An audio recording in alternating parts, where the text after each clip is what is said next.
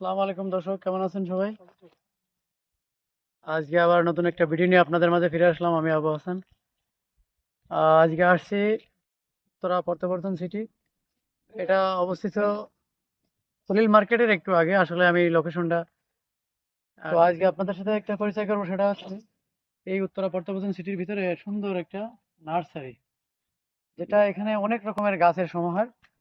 এই গাছগুলো নিয়ে কেউ ছাদে টব করতেছে, কেউ তার বাগান তৈরি করছে।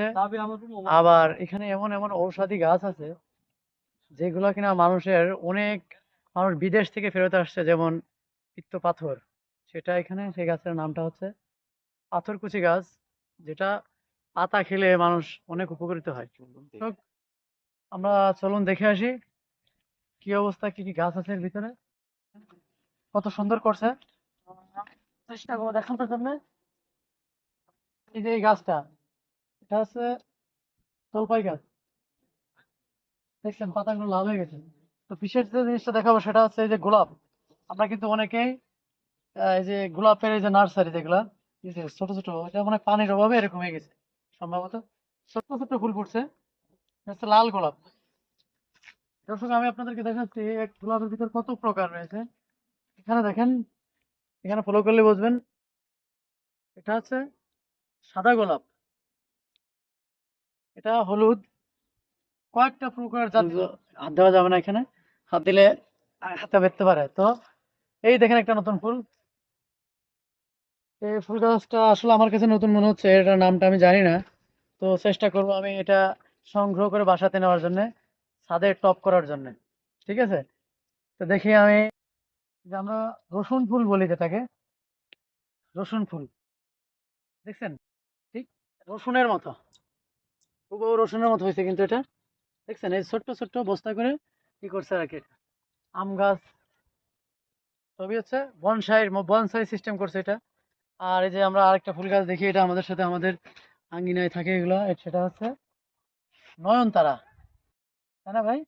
হ্যাঁ, এটার নাম হচ্ছে নয়নতারা, এটা আমি কনফার্ম। নয়নতারা ফুল গাছ। এখানে দেখছি দর্শক, আমরা ডালিম ধরছে কিন্তু, যদিও বাগানের পারমিশন ছাড়া ধরা ঠিক হবে না। এই দেখেন ছোট ছোট ডালিমের মুকুল আসছে, যেটা কিনা আমরা জানি না। অনেক নতুন নতুন মন ছুঁয়ে যাওয়ার মতো ফুল আছে এখানে। তো দেখেন এই যে একটা গাছ, এটা কিন্তু খুবই উপকারী। এটা খুবই উপকারী মানুষের কিডনিতে পাথর হলে, পিত্তিতে পাথর হয়, এই গাছের পাতা খেলে পাথরটা গলে যায়, আল্লাহর রহমতে গলে যায়। এটা আল্লাহর একটা নিদর্শন। এই গাছ আছে সাদা গোলাপ। আপনার কাছে মনে হবে যেন এটা আর্টিফিশিয়ালি না, এটা হচ্ছে একদম ন্যাচারালি। তাহলে এটা সাদা গোলাপ, আসলে এটা ওইরকম যত্ন হয় না। একে একটু যদি আনন্দ দিতে পারতাম আরো ভালো লাগতো। এদিকে লুক করলে আরো সুন্দর লাগবে।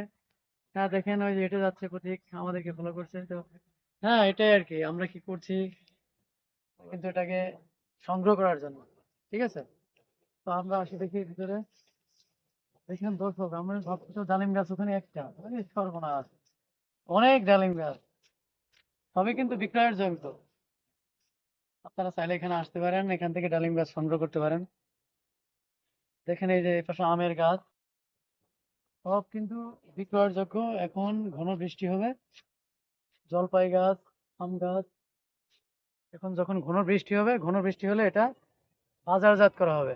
কারণ এখন যদি এটা বাজারজাত করা হয়, তাহলে কি হবে, এটা আর বাঁচবে না। কারণ এই আমের মুকুল আসছে,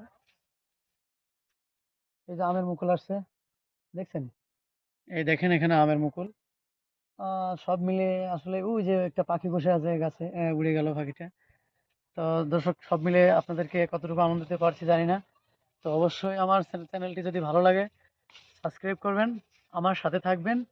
এরকম নতুন নতুন ভিডিও পেতে আমার চ্যানেলটি অবশ্যই সাবস্ক্রাইব করবেন। দর্শক, আমার অবশ্যই কোনো ভুল থাকে অবশ্যই আমাকে ধরাই দেবেন।